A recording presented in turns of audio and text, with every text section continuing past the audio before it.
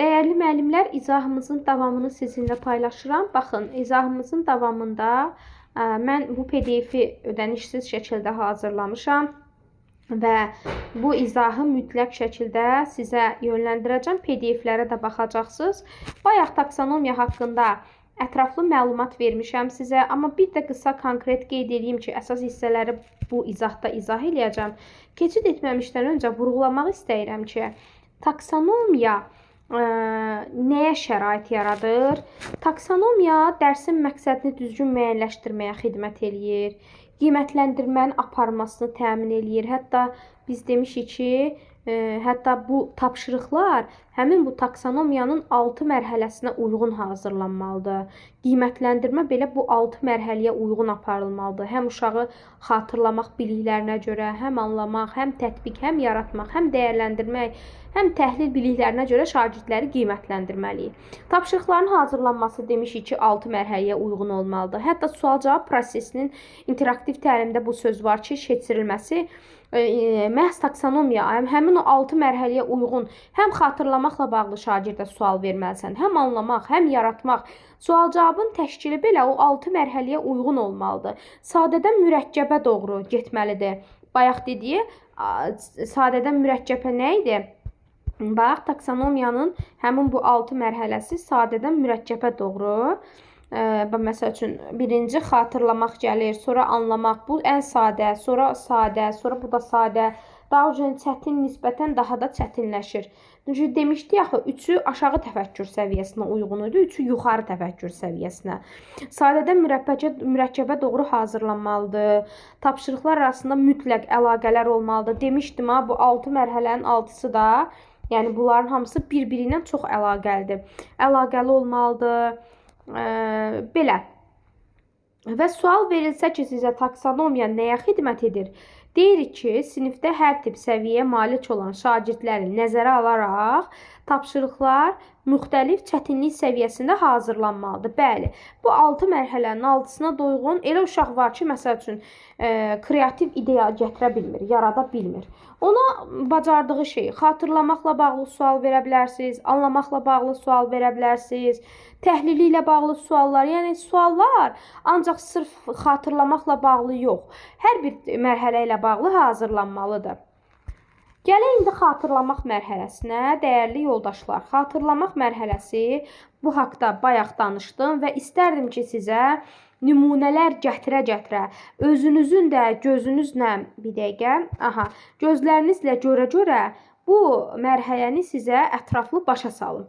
Bayaq ümumi sizin başa düşməyiniz kimi şəkildə səthi formada izah elədim, amma səthi forma ilə sadəcə anlamaq üçün başa saldım, amma gəlin dərinliklərinə, daha da xırdalıqlarına gedək ki, xatırlamaq mərhələsinin izahında deyilir ki, əvvəl əldə edilmiş bilikləri, faktları, terminləri, əsas konseptləri olduğu kimi yada salmaq. Bəli, uşaq məlumatı dəyişdirmir, təqdim edirsə, yalnız xatırlayır. Sadə bir şeydir, sadə mərhələdir. Olan bir şeyi sadəcə yada salmağı əhatə edir.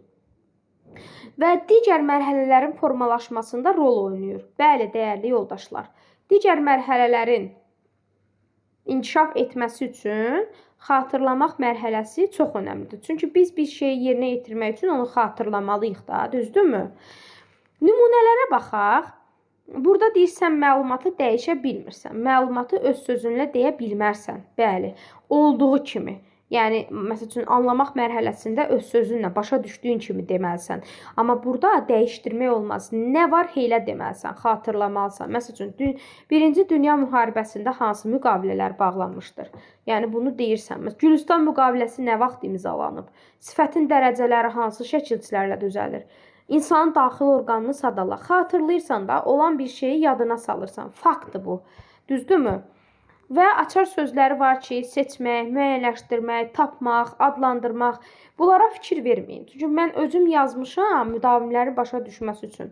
Siz əsas nümunələrimə baxın və onu izah elədiyim tərzdə anlayın. Gəlir anlamaq mərhələsi. Bax, xatırladığın məlumatı, bir faktı, nəsə bir mənanı, hadisəni məna çıxarmaq, başa düşdüyün şəkildə öz əvvəlki biliklərlə yeni bilik arasında əlaqə qurmaq. Bəli, burada əlaqə qurmaq var. Çünki demişdim ki, əlaqə qurmağı özündə formalaşdırır.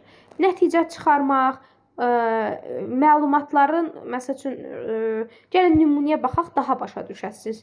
Deyir ki, oxuduğun hekayəni öz sözlərinə danış. Bax, o hekayəni sən anlamalısan da, anlamalısan ki, danışa da biləsən. Mətni oxuyub başa düşdüyün şəkildə ideyasını təsvir edib izah etmək. Bax, görürsünüz, izah elə. Görürsünüz, açar sözlər var içində. İzah etmək, nəticə çıxarmaq. Amma açar sözlərdən istəmirəm öyrənəsiniz. Verilmiş atalar sözlərdən nəticə çıxarmaq. Baxın, müəllimlər, siz bu atalar sözlərini başa düşməlisiniz də. Mətni oxuyub anlamalısan da, düzdürmü? Anlamalısan, onu dərk eləməlisən, düzdürmü? Dərk etmək var. Bəli, bunların hər biri anlamaqla bağlıdır da. Məsəl üçün, iki əşya və ya anlayışı müqayisə elə. Analoji düşünmə kimi, bax, yazmışam burada. Analogiya, əlaqələndirmə, mətnin əsas ideyasını danışmaq. Baxın, dəyərli yoldaşlar. Bax, bu sözü sizə izah edəcəm. Gəlin, birinci nümunələrə baxaq. Verilmiş düstura baxıb ona əsasən misal həll etmək. Verilmiş mətnə əsasən esse yazmaq. Formativ və summativ qiymətləndirmə aralarındakı fərqi təsvir etmək. Qlobal istiləşmənin əsas hansı səbəblərinin şərtləndirdiyini izah eləmək. Bax, görürsən, bir şeyi başa düşüb, onu izah eləməlisən, həll eləməlisən. Baxın, burada bu hissəyə diqqət yetirək. Bax, burada bir məqam gördük ki, deyir şagird, buna çox diqqət eləyin. Bax, buna. Düstura baxıb, mətnə baxıb, esse yazır. Düstura baxıb misal həll eləyir. Bu sözü bayaqların mən birinci izahımda dedim ki, misal həll eləmək, məsələ həll eləmək tətbiq mərhələsidir. Amma sual verə bilərsiniz ki, müəllimə, niyə misal, düstur həll eləmək, niyə bunu anlamaq götürmüsünüz? Keçən illərim sertifikasiya imtahanında, elə MİQ imtahanında sual yadımdaydı. AYT-nin təşkil elədiyi sınaqda belə bir sual var idi ki, bax, kimya fənninə aid idi, kimya fənninə aid idi. Deyirdi ki, Pifaqor teoreminə görə, yəni düstura verilmişdi, düstura görə üçbucağın sahəsini tap. Yəni, Pifaqor teoreminə görə üçbucağın sahəsini tap. Bax, əgər sənə sual verilsəydi ki, müəllim şagirdə tapşırıq verir ki, get, üçbucağın sahəsini tap. Sadəcə sahəsini tap. Esse yaz, inşa yaz. Bu tətbiq olardı. Amma mütləq ki, yadda saxlayın. Bu çox vacib bir şeydir. Düstura əsasən, bax, düstura əsasən işi görmək, düstura əsasən misal məsələ yazmaq, anlamaq mərhələsidir. Çünki qaydaya əsasən iş görmək anlamaqdır.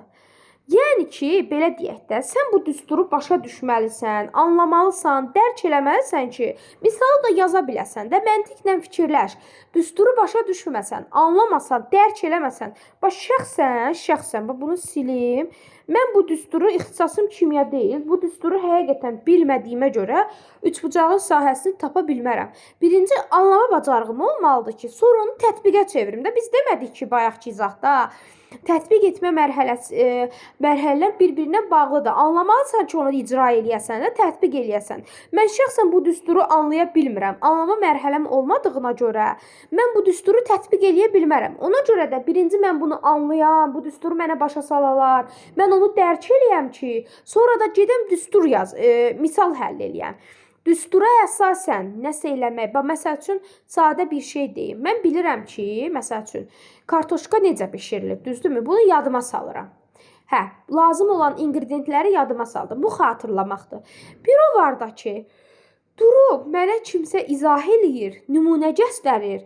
Nə bilim, YouTube-a baxıram, YouTube-a əsasən yemək bişirirəm. Bax, burada sərbəst iş yoxdur axı. Sərbəst iş icra eləsəydim, YouTube-suz, hal-hazırda gedib yemək bişirsəm, heç kimi mənə nümunə göstərməyəcək. Özüm eləyəcəm, bildiklərimə əsasən, yadımda qalıb. İşimi tətbiqə çevirəcəm, bacarığa çevirəcəm. Amma mən hələ burada bilik qazanmalıyam. YouTube-a baxmalıyam. YouTube-a baxdıqlarıma əsasən, nümunəyə əsasən yemək bişirməliyəm. Bu nədir? Anlamaq. Mən birinci onu dərk eləməliyəm. O necə bişirilir, qaydanı bilməliyəmsə, və düstura əsasən baxmaq, qaydaya əsasən iş görmək, anlamaq mərhələsidir. Sən o qaydanı başa düşüb işi sonra görməlisən. Bəli, qaydanı anlamasan, adı üstündə anlamasam, dərk eləməsəm, onu mən işi icra eləyə bilmərəm də, anlamalıyam, başa düşməliyəm. Və bu keçəni qəbul sualı olub, səhv etmirəmsə, bəli. Hə, deyəsən elə qəbul sualı olub. Düstura baxıb nəsə hesaplamaq, bu da təzə qaydadır, həqiqətən təzədir. Bax, düstura baxıb yerinə qoyub həll eləmək, düstura baxıb misalı həll eləmək, məsələ həll eləmək. Adi bir müəllim şagirdlərə deyir ki, get inşa yaz, mətinə bax, inşa yaz. Mətinə baxıb da inşa yazıram, nümunəyə baxıb iş görmək, bu da anlamaq mərhələsidir. Bax, deyirəm sizə, nümunəyə baxıb iş görmək də anlamaq mərhələsidir. Dəyərli yoldaşlar, diqqətli olaq. Ona görə bu anlamaq mərhələsinə uyğun gəlir. Sonra gəlir tətbiq mərhələsi. Bax, deyir ki, bu mərhələdə hər hansısa bir çalışma, məsələ və ya problemi həll etmək üçün prosedurlardan istifadə edə bilmək tələb olunur. Bax, bayaq onu vurğulamadım. Adi bir problemi həll eləyəndə sənə kimsə nümunə göstərib o problemi həll edirsənsə, o da anlamaq mərhələsidir. Çünki o anlamalısan, o yolu bilməlisən, sonra işi icra eləməlisən. Tətbiqdə icraət var da, işin icrası var, icra. İcra etmək, icraət, icra var. İşi icra eləmək var. Aydındır? Bu tətbiq mərhələsidir.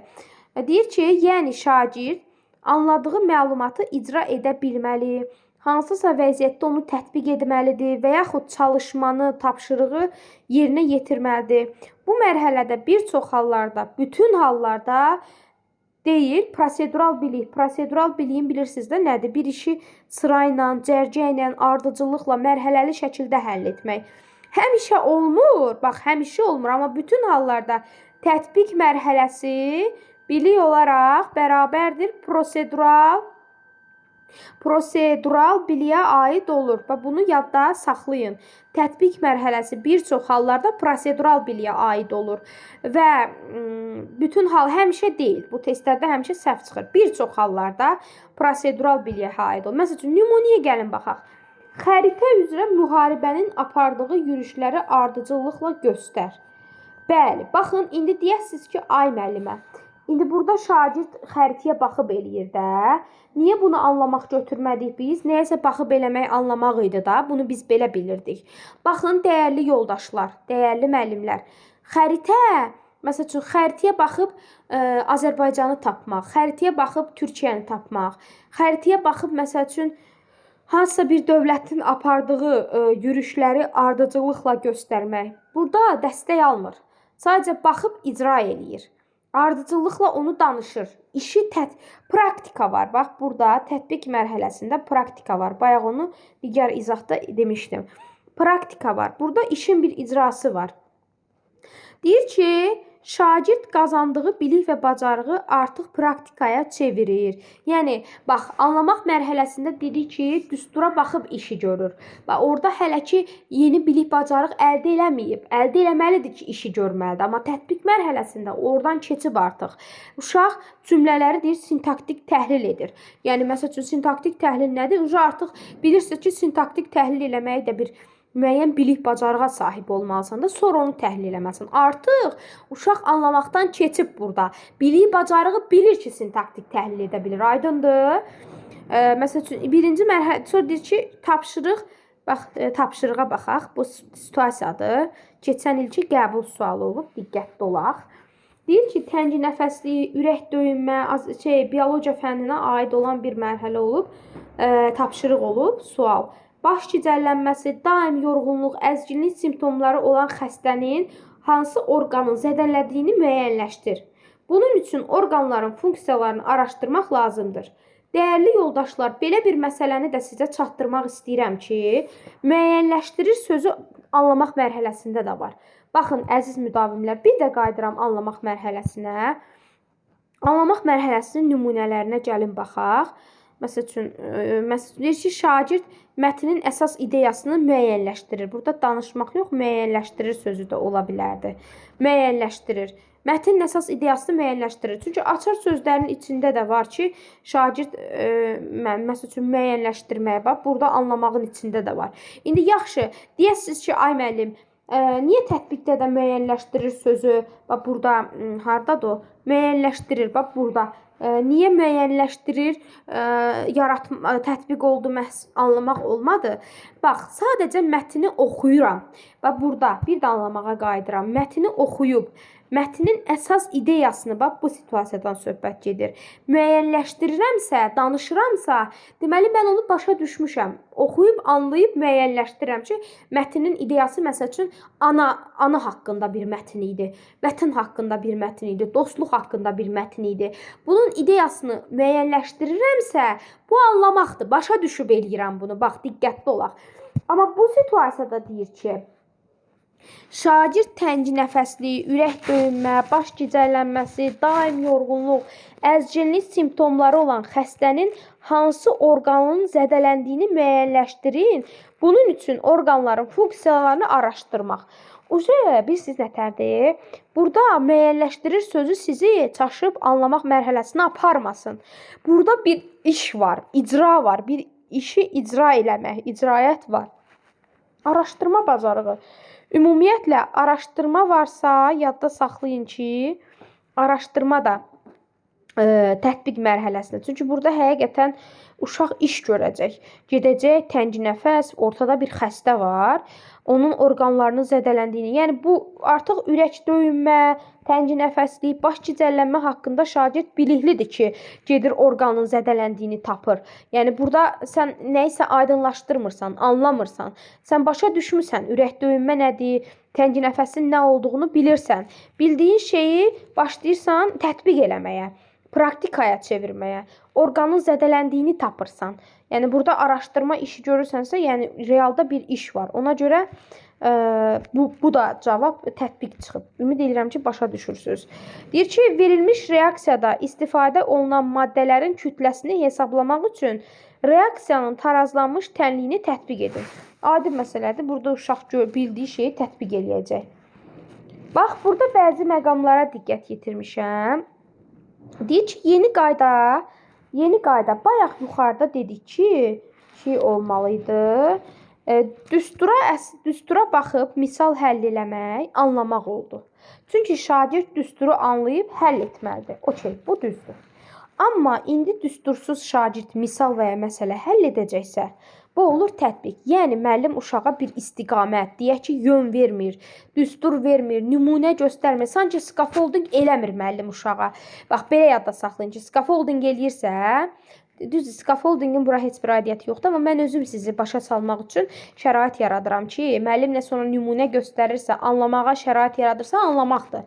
Amma uşaq bir işi sərbəst şəkildə, yəni heç ara baxmır da, yəni bu uşaq işi özü icra eləyirsə, hər hansısa bir çətin misalı, məsələni həll edirsə, sərbəst formada eləyirsə, bu tətbiq məsələsidir. Düstursuz eləyir bunu. Bax, deyir ki, burada bir söz də var. Deyir, əgər şagird kimya dərsində laboratoriya otağına gedib, biliyini müstəqil şəkildə icra edirsə, bu tətbiq mərhələsidir. Bax, adı üstündə kimya müəllimlərinə bu düşə bilər ki, şagird kimya dərsində və ya fiziki tərbiyə müəllimlərinə düşə bilər ki, şagird müəyyən hərəkətləri sərbəst şəkildə və ya müstəqil şəkildə, heç burada müstəqil sözü də olmaya bilər. Şagird, məsəl üçün, müəyyən hərəkətləri, məsəl üçün, gedir idman meydançasında icra eləyir. Və bu nədir? Olur nə? Tətbiq mərhələsi. Bilir ki, icra edir də. Mən o müəyyən hərəki bacarıqları bilməsəm, gedib onu orada icra eləyə bilmərəm. Bilir. Araşdırma aparmaq, bu da tətbiq mərhələsidir, yadda saxlayın. Əgər şagird bir maket düzəldirsə, bu da tətbiq mərhələsidir. Baxın, mənim gözəl müdavimlərim. Burada açar sözlər yazmışam, düzdür. Yerinə yetirmək, icra etdirmək, nə olsun, yerinə yetirmək, deyir ki, anlamaq mərhələsində də var. Deyir, şagird düstura baxır, misalı yerinə yetirir. Nə olsun, açar sözlərini, yəni elə belə yazmışam. Amma siz açar sözlərə fikir verməyin, dəyərli yoldaşlar.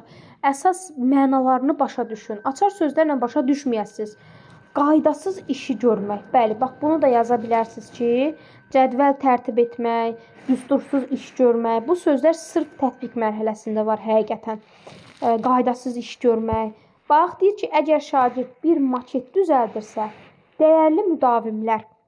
Maket düzəltmək, bəzən mənim dəyərli ağıllı müdavimlərim maket düzəltməyi, rəsm çəkməyi gedib götürürlər yaratmaq. Bir model hazırlamaq, bir model hazırlamaq, bunu yaratmaq götürürlər. Yox. Maket düzəltmək o qədər də çətin bir şey deyil. Bir maket düzəltmək, rəsm çəkmək, model hazırlamaq tətbiq mərhələsidir. İndi yaratmağa da gələcəm, onu da ətraflı izah eləyəcəm. Yaratmaq mərhələsində kreativ, özündən bir Amerika kəşf eləmək, uydurmaq, yəni maket hazırlamaq taksonomiyaya görə çətin bir şey deyil. Biliyi olan uşaq bunu tətbiq eləyə bilər. Bəli. Testlərdə qarşınıza çıxa bilər ha. Gəlin bu tətbiq mərhələsi ilə yaratmaq mərhələsinə qaydaq. İzah eləyim. Sonra keçərəm, belə deyim də, digərlərinə dəyərləndirmə ilə təhlil çox biraz geniş mərhələdir.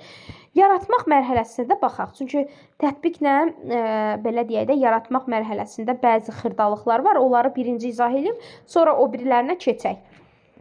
Bax, deyir ki, yaratmaq mərhələsində şagirdlər bəzi element hissələri əvvəllər aydın şəkildə verilməyən nümunə və strukt ortasında yenidən tərtib edirlər. Başqa sözlə desək, bu mərhələdə vacib məqam odur ki, şagird əldə etdiyi məlumatlardan istifadə edərək yeni bir məhsul, mütləq məhsul, qeyri-standart, qeyri-adi yanaşma ortaya qoymalıdır. Məsəl üçün, nümunə deyir, ibtidai sinif şagirdləri üçün oyunla tədrisə əsaslanan yeni bir dərs ssenarisi hazırlamaq. Sən yeni bir nəsə ssenari qurmalısan, ssenari hazırlamalısan. Bax, burada qeyd yazmışam ki, bəzən biz müdavimlər adi rəsm çəkməyi, cədvəl yaratmağı, model hazırlamağı, maket qurmağı yaratmaq kimi hesab eləyirik. Amma rəsm çəkmək qeyri-adi bir bacarıq deyil axı. Mən də rəsm çəkə bilərəm, sən də rəsm çəkə bilərsən. Amma indi burada nümunə sizə göstərəcəm. Vaksin hazırlamaq. Bax, məsəl üçün deyir ki, vaksin hazırlamaq. Vaksin hazırlamaq, koronavirusla bağlı, qriplə bağlı bir vaksin, pandemiya ilə bağlı hazırlamaq artıq bu həqiqətən çətin bir şeydir. Vaksin hazırlamaq hər adamın gücü çatmaz ona. Yaratmaq mərhələsidir. Cədvəl hazırlamaq, mən də cədvəl hazırlaya bilərəm. Sən də müəyyən biliyə bacarığa sahib olandan sonra nə var cədvəl hazırlamağa? Bu tətbiq mərhələsidir. Tətbiqdir bu, tətbiq. Və burada deyir ki, açar sözlər var. Sərgi təşkil eləmək, özündən kompozisiya qurmaq, məsəl üçün, özündən süfrəni dizayn eləmək, evi dizayn eləmək. Hə, bu da çətin bir şeydir, yaratmaq mərhələsidir. Mətnə baxmaq, bax, diqqətli ol. Proqnozlaşdırma adlı bir iş üsulu var. Mətnə baxırsan, mətnin ideyasını sən özün deyirsən. Mətnin sonluğunu yaratmaq, mətnə uyğun sonluq qoymaq. Şeiri yarıya kimi oxuyub, yarısını özün yaradırsan. Bax, bu da yaratmaq mərhələsidir. Bax, qulaq asına, sonun sən gətirirsən. Sonun sən gətirirsən. Bax, diqqətli olun ha. Sonra deməyin ki, taksonomiya çətindir. Sonun sən gətirirsən. Özündən şeir yazmaq, hekayə yazmaq, hekayənin davamını yazmaq. Bəli, problemli bir situasiyanı üçün çıxış yolu tapmaq. İndi bayaq deyərsiniz ki, müəllim, maket hazırlamaq niyə? Bayaq tətbiq dediniz, yaratmaqda da var burada. Problem üçün, ortada bir problem varsa, məsəl üçün, deyir ki, ölkənin problemli situasiyalardan çıxış vəziyyətini hazırlayacaq bir robot hazırlamaq, maket hazırlamaq. Bəli, bu yaratmaq mərhələsidir. Tıxacların aradan qaldırılması üçün təkliflər irəli sürmək. Bunu öncəki videoda da demişdim. Layihə hazırlamaq. Böyük bir layihə. Baxın, mənim dəyərli yoldaşlarım, müdavimlərim. Bunu da qoy izah eləyim. Layihə hazırlamaq həm yaratmaq ola bilər, həm tətbiq ola bilər. Məsəl üçün, deyilsə ki, şagird COVID ilə bağlı vaksin hazırlayır. Bu da bir layihədir. Bu, yaratmaq mərhələsidir. Yaxşı, bəs indi bayaqki məsələyə diqqət yetirək. Bax, deyir ki, bax burada söhbət böyük layihədən gedirsə, bu yaratmaq mərhələsidir. Sonda mütləq bir məhsul təqdim olunmalıdır. Nəsə bir məhsul olmalıdır sonda. Bu yaratmaqdır. Bax, burada deyir ki, tətbiq və yaratmaq mərhələsinin bəzi məqamlarda qarışdırırlar. Aha, gəlin görək o məqamlar hansı məqamlardır. Məsələn, baxaq, deyir şagird biologiya dərsində şagirdə tapşırılır ki, bitkini torpağa ək və 2 həftə müşahidə elə və öz öyrəndiklərini qrafik şəklində yaz. Bu tətbiqdir. Bax, axı deyir burada şagird məhsul ortaya qoymur, qeyri-adi heç nə eləmir, sadəcə öyrəndiyini icra eləyir. Bax, deyir ki, biologiya dərsində tapşırılır ki, bitkini torpağa ək və 2 həftə onu müşahidə elə, öyrəndiklərini qrafik şəklində yaz. Bax, burada uşaq bir ağac əkmək, bitki əkmək müəllimlər yaradıcı bacarıq deyil. Bunu testlərdə belə götürməyin. Kreativlik eləmir. Mən də eləyə bilərəm. Sən də bitki əkə bilərsən. Bu hamının bildiyi bir şeydir. Eləyə biləcəyi bir şeydir. Bilirəm və əkirəm. Burada tətbiq mərhələsidir. Amma burada deyir ki, şagirdlərə bildirilir ki, bax, görsən ağacların qorunması üçün layihə başlat. Layihədə nə edə bilərsiniz ki, insanlar ağacları məhv etməsinlər və onlara yaxşı baxılsın. Sonda bir məhsul və ya aparat hazırla ki, ağaclar qırılmasın. Bax, görürsən, indi bax mən deyiləm sizsiz. Hansı daha çətin idi? Əlbəttə ki, yaratmaqdır da bu. Bu daha çətin bir situasiyadır. Bir o var, ağac əkəcəm, öyrəndiklərimi qrafik şəklində yazacağam. Bu bildiyim şeyi tətbiq eləyəcəm. Sadədir. Bu o qədər də çətin, icraətli bir şey deyil. Yəni daha doğrusu çətin bir şey deyil, yaratmaq deyil. Özündən kreativ heç nə eləmirsən. Amma yaratmaq mərhələsində ideya irəli sürürsən, məhsul qoyursan ortaya, bir ağacın qorunması üçün aparat hazırlamalısan, aradan qaldırmaq üçün yol, təkliflər irəli sürməlisən. Gör hansı daha çətindir. Bu yaratmaqdır, kreativliyi tələb edir. Ən yüksək mərhələdir. Məsəl üçün, bax, burada bir dənə də nümunə çəkmişəm. Deyir ki, bax, laboratoriya gedib təcrübə aparmaq, yaratmaq deyil. Testlərdə bu düşə bilər. Məsəl üçün, şagirdləri təcrübə səfərinə aparmısan, şagird laboratoriya aparmısan, nə bilim, bir yerə aparmısan, uşaq orada gedir, təcrübə qazanır, təcrübə aparır. Nəsə bir şeyi, məsəl üçün, bir şagird laboratoriyada tutalım ki, müəllimlərin birlikdə bir maddəni, məsəl üçün, bir təcrübə aparırlar, müşahidə edirlər. Bu tətbiqdir, amma peyvənd hazırlamaq, virusa qarşı vaksin hazırlamaq, nə bilim, maddələr hazırlamaq, bu nə olur? Bu yaratmaq mərhələsidir. Məsəl üçün, sual qoyulsa ki, şagird maddələrin reaksiya girməsini işi icra eləyir. Reaksiya girməsinə bir maddələrin reaksiya girməsini özü eləyir də, maddələri reaksiyaya salır. Bu təcrübə aparır uşaq, tətbiq mərhələsidir. Amma bir də deyir ki, bir maddə hazırlayır, bir məhlul hazırlayır. Bəli, bu yaratmaq mərhələsidir. Özündən ssenari yazmaq, ssenari yaratmaq. Bəli, bu ən çox yaratmaq mərhələsi texnologiya və kimya müəllimlərinə, fiziki tərbiyəyə də uyğun gəlir. Daha çox texnologiya və fizika, kimya müəllimlərinə çox uyğun gəlir. Bu ədəbiyyat müəllimlərinə düşür çox imtahanda sual. Uşaq özündən ssenari hazırlayır, obraz yaratmaq. Bax, obraz yaratmaq da yaratmaq mərhələsidir ha. İndi ümid edirəm ki, yaratmaqla tətbiqi də qarışdırmarsınız. İndi keçmək istəyirəm mən burada təhlil mərhələsi ilə dəyərləndirmə mərhələsini ətraflı şəkildə sizə izah eləmək istəyirəm, dəyərli müdavimlər.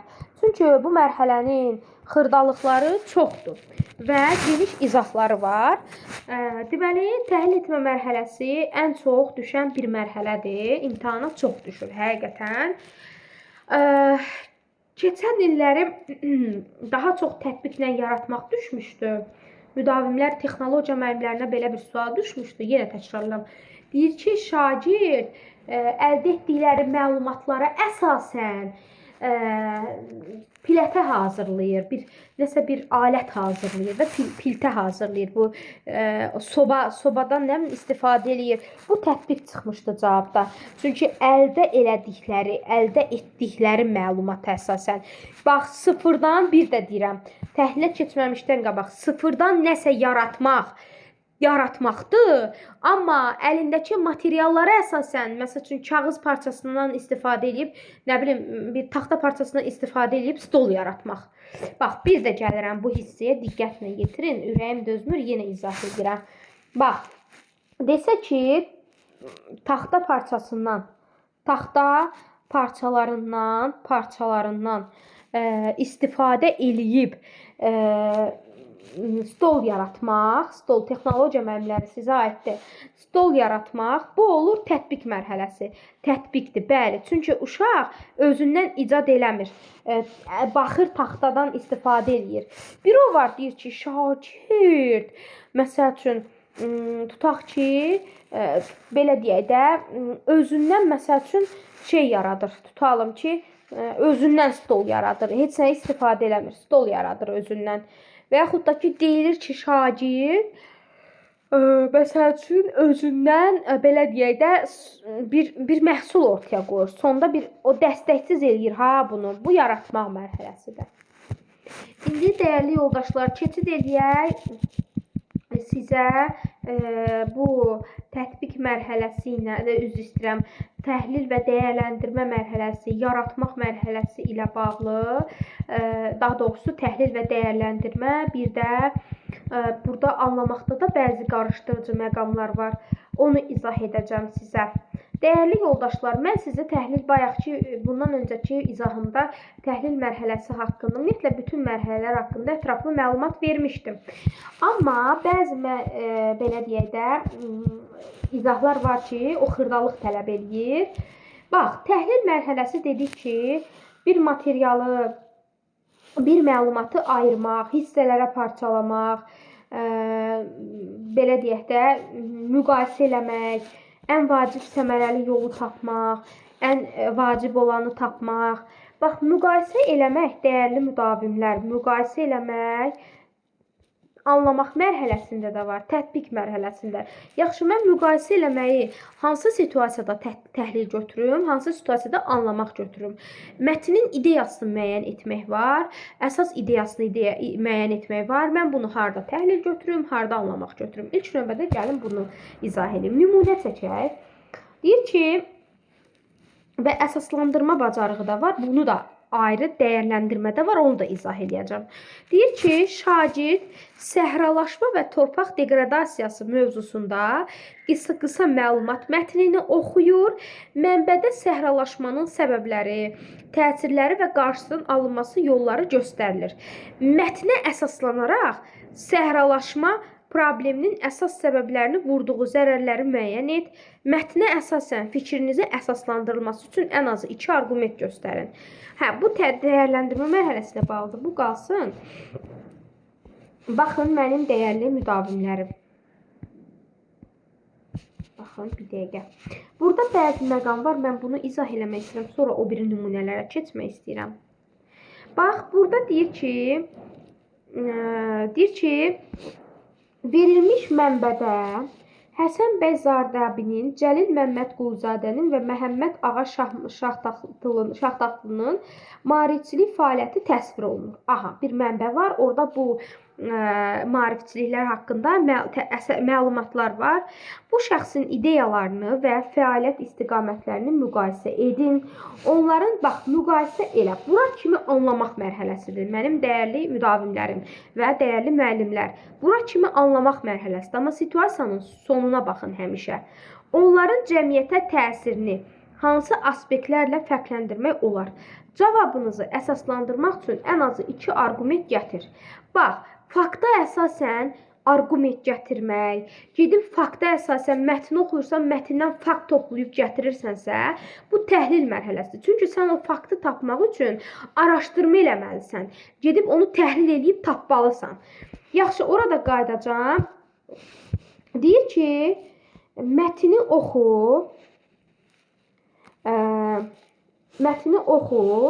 və mətnin əsas ideyasını göstərən fakt tap. Bax, bunu qarışdırmayaq. Bu təhlil mərhələsidir. Amma yuxarıda da dedim ki, mətnin əsas ideyasını müəyyən etmək, gəlin anlamaq mərhələsinə baxaq. Mətnin əsas ideyasını müəyyən etmək, anlamaq mərhələsidir. Burada görsənməyəcək, bax, bu hissiyə fikir verir. Mətnin əsas ideyasını danışmaq, müəyyənləşdirmək, anlamaq mərhələsidir. Bir də təkrarlayıram. Mətnin əsas ideyasını müəyyənləşdirmək, verilmiş mətnə uyğun esse yazmaq, bunlar anlamaq mərhələsidir. Mətnə baxıb mətnin ideyasını, mətni oxuyacağam, mətnin əsas ideyasını oxuyub, mətnin ideyasını danışmalıyam.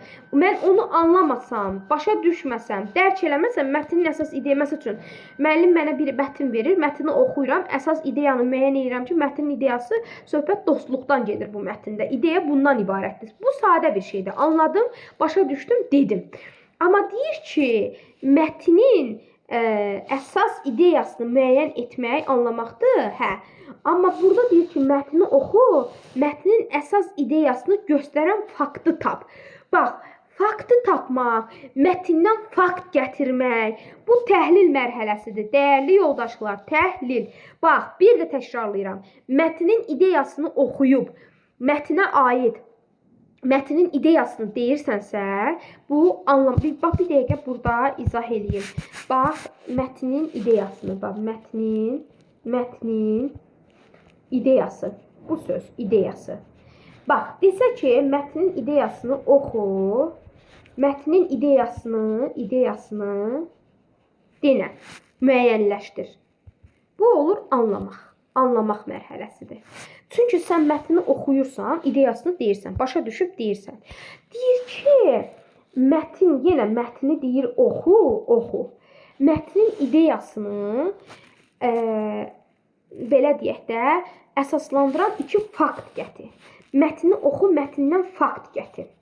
Mətndən fakt gətirib, onun ideyasını fakta əsasən deyirsənsə, bax, bir o var, mən mətni oxudum, düzdürmü? Deyirəm ki, bu mətin ana haqqında mətindir, düzdürmü? Bu, başa düşürəm, ideyanı oxuyub deyirəm ki, ana haqqında mətindir də, düzdürmü? Amma bir də deyirəm ki, həmin o mətnin ana mətninə aid olduğunu göstərən iki fakt gətir ki, iki sübut gətir ki, oradan. Mən bilim ki, sübuta baxım ki, mətnin bu fakta əsasən ana haqqında, məsəl üçün, fakt var burada. Ana haqqında məlumatlar var ki, söhbət mətndə ana ilə bağlıdır. Fakt gətirmək, mətnin ideyasını demək üçün iki fakt gətirmək, bu təhlil mərhələsidir, dəyərli yoldaşlar. Bu hissiyə çox diqqət edin. Xahiş edirəm. Çox diqqət yetirmək lazımdır bu hissiyə. Sonra, deyir ki, amma burada əsas ideyanı müəyyən etmək üçün fakt gətirmək, o faktı mətndə təhlil edib tapmalısan. Bu təhlil mərhələsidir, təhlil. Fikrini isbat edici cümlələrlə əsaslandır. Şəxsi fikir yürütmək burada yoxdur. Bunu da izah eləyəcəm. Bax, bir də burada təhlil mərhələsində bir əsas məsələ var ki, bunu da izah eləyəcəm sizə, müəllimlər.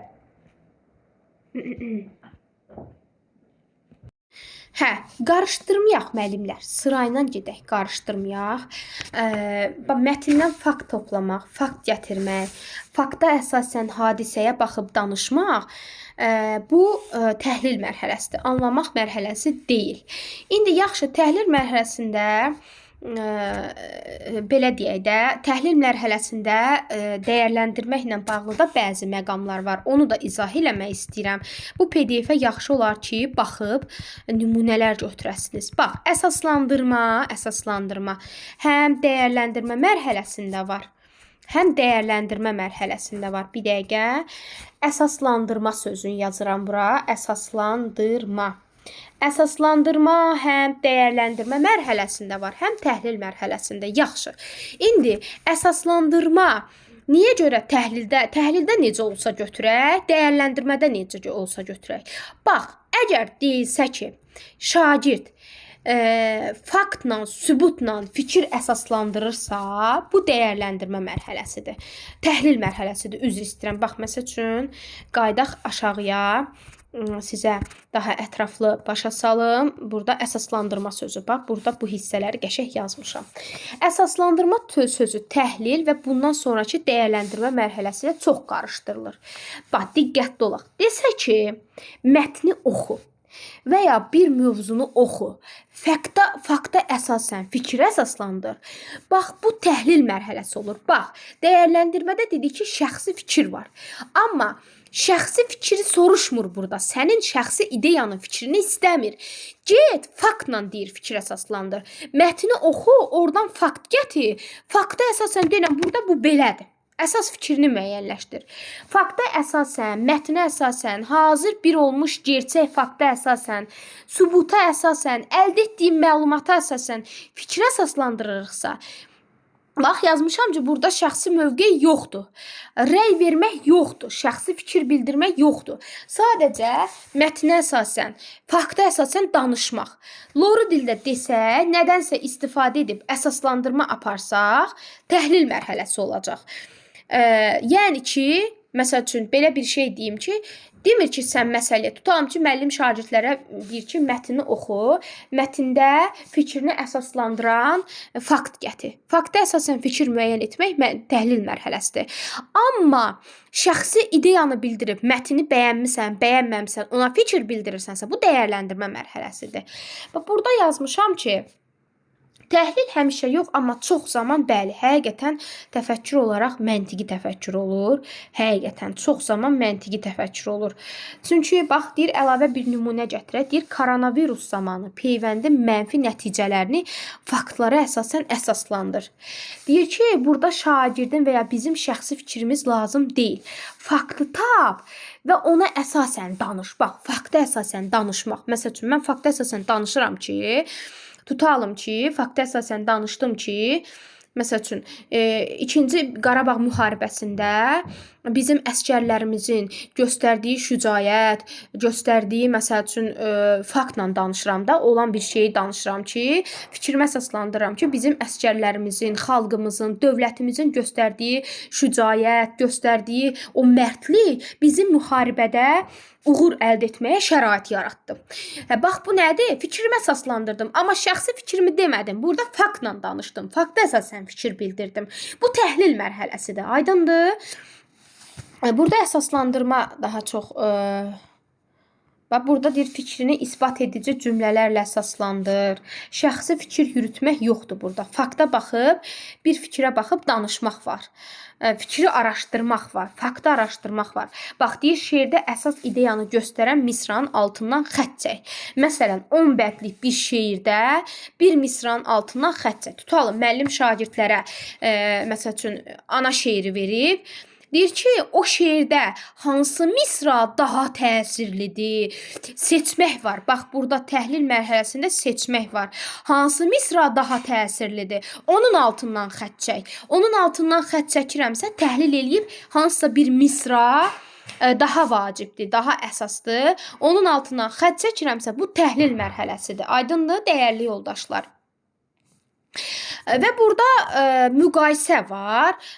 Müqayisə anlamaq mərhələsində də var, təhlil mərhələsində də var. Bu hissələri qarışdırmayın, xahiş edirəm. Bax, müqayisə deyir, açar sözü, bunu da qarışdırılırlar ki, anlamaq ilə qarışdırırlar. Aha. Hə, müqayisə mərhələsini anlamaqda da var, təhlil etmə mərhələsində də var.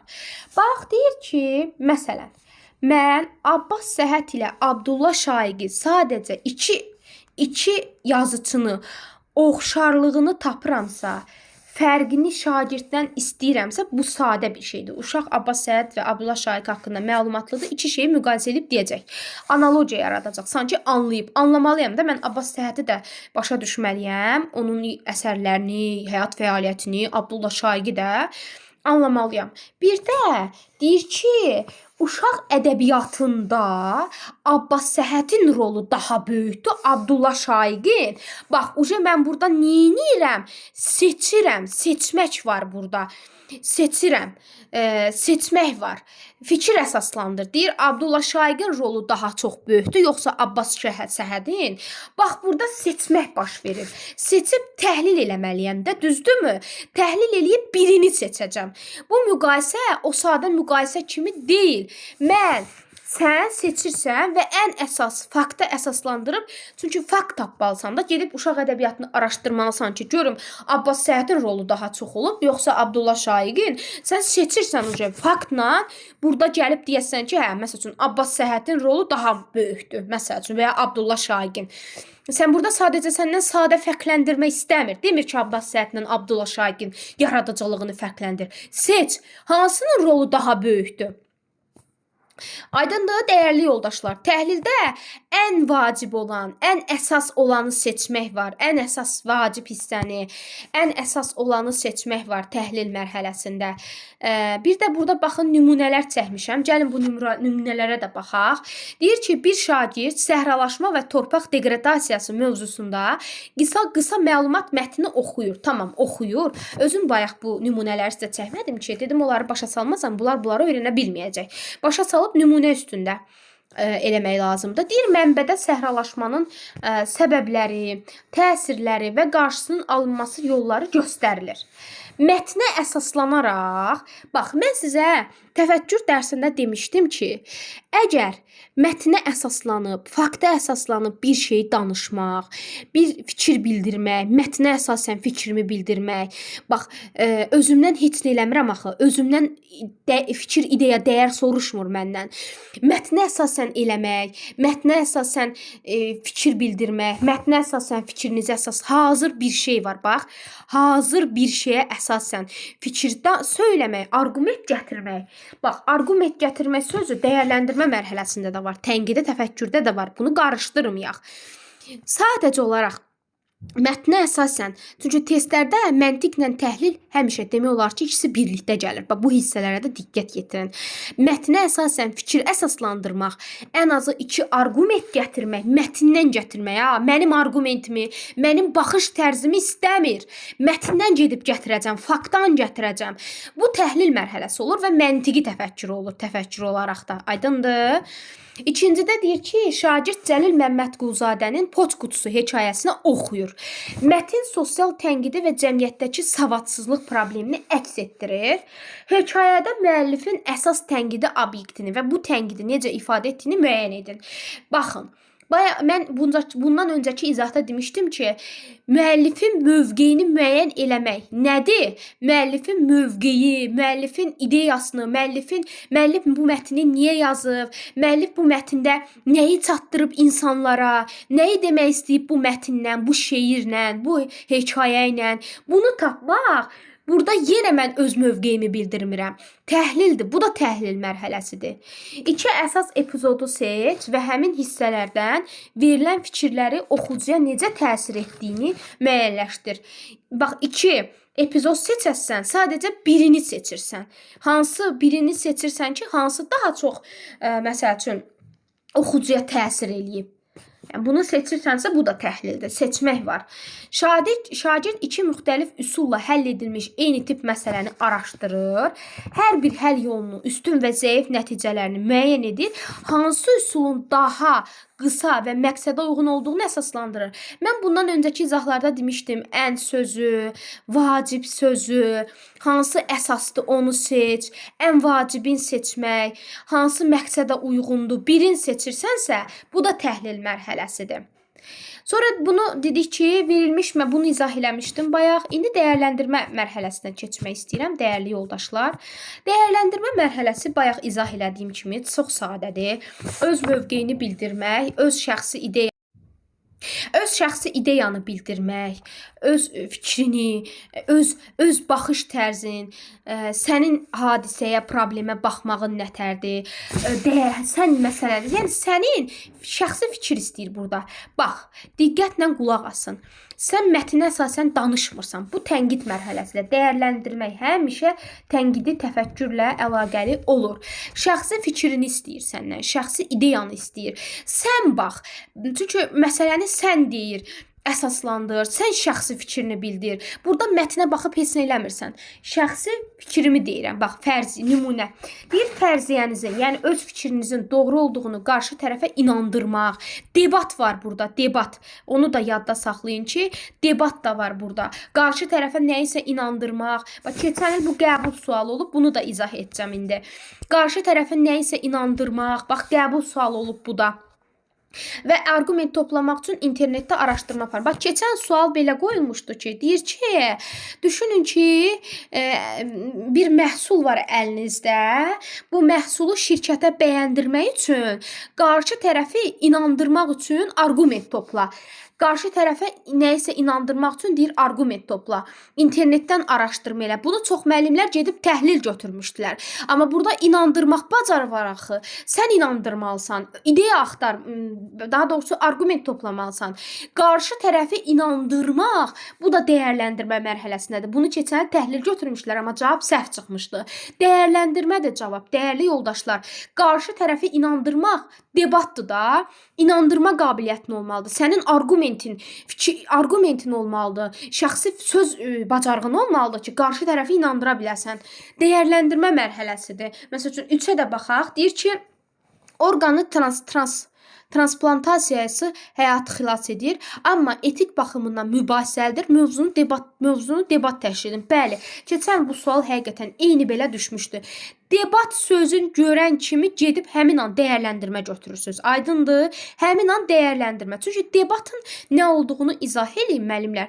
Debat sözü müzakirə şəklində olur. Bir tərəf bu fikrin doğru olduğunu deyir, o bir tərəf bu fikrin yanlış olduğunu deyir. Və sən doğru olduğunu inandırmaq üçün arqument gətirməlisən. Qarşı tərəfə bu fikrin yanlış olduğunu demək üçün inandırmalısan onu. İnandırma qabiliyyəti, debatdır.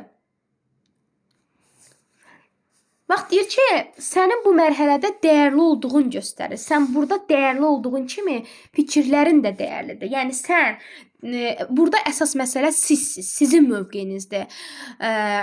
Ancaq öz şəxsi fikrin olacaq. Öz şəxsi hadisəyə, problemə necə baxırsan, öz yəni tənqidi təfəkkürün olacaq. Məsələni deməmişdik, tənqid nə idi? Dəyərləndirmək, məsələni özün qiymətləndirirsən, şəxsi fikir bildirirsən. Bunlar nə idi?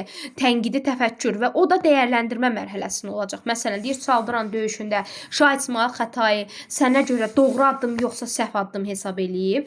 Ayrı-ayrı arqument gətir. Mən deyəcəm ki, Çaldıran döyüşündə Şahid İsmayıl Xətai səhv idi.